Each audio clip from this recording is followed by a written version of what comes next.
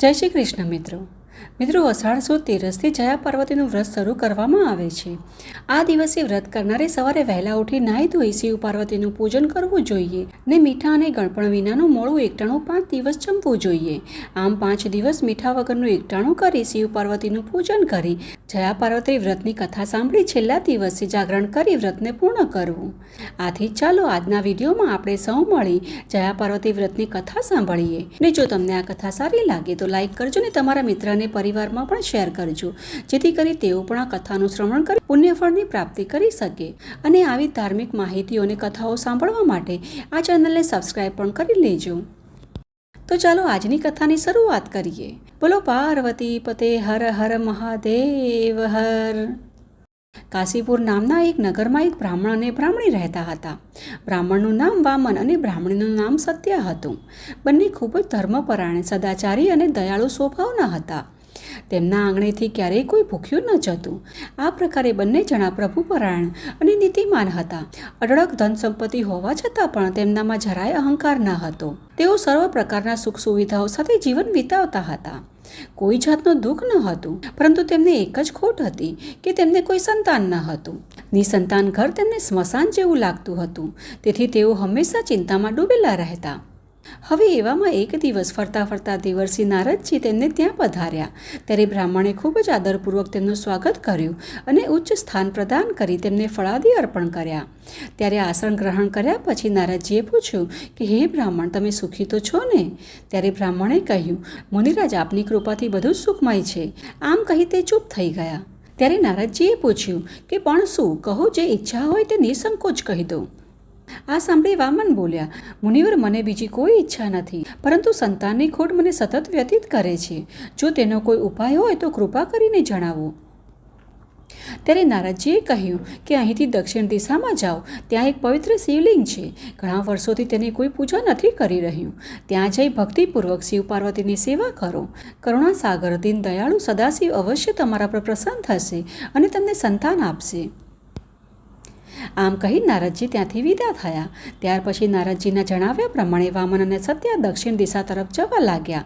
આમને આમ ભૂખ્યા તરસ્યા તેઓ ઘનઘોર જંગલમાં આગળ ચાલ્યા જાય છે।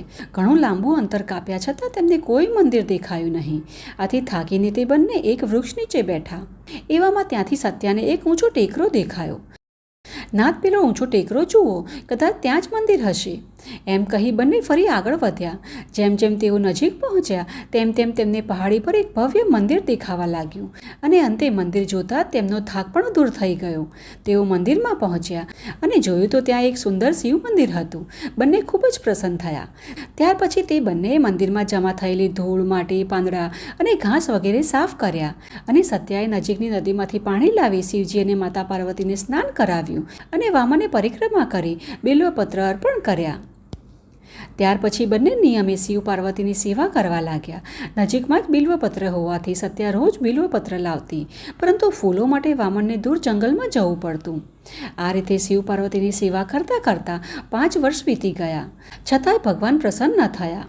હવે એક દિવસ વામન ફૂલો લેવા જંગલમાં ગયો ને તેને ગયે ઘણો સમય વીતી ગયો, છતાં તે પાછો ફર્યો નહીં। આથી સત્યાનું મન ચિંતાથી ભરાવા લાગ્યું। અનેક શંકાઓ તેને સતાવવા લાગી। છેવટે તે પોતાના પતિને શોધવા નીકળી।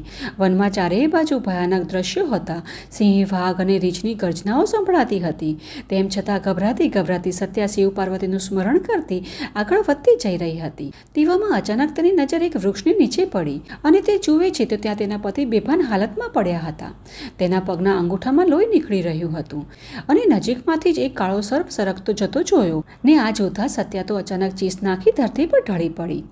થોડા સમય પછી જ્યારે તેને ભાન આવ્યું ત્યાં તો તેણે જોયું કે માથે ગજરો નાખેલો, કપાળે આડે કરેલું ને સોળે શણગાર સજેલા માતા પાર્વતી પોતાના સમક્ષ ઊભેલા જોયા। એ તો માને જોતા તેમના ચરણોમાં પડી ગઈ અને સાષ્ટાંગ પ્રણામ કરવા લાગી।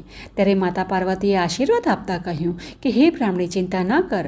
આમ કહી તેમણે પોતાનો અમૃતમય હાથ વામનના શરીર પર ફેરવ્યો ને માતાના સ્પર્શ માત્રથી જ વામન જાણે ઊંઘમાંથી જાગ્યો હોય તેમ ઊભો થઈ ગયો।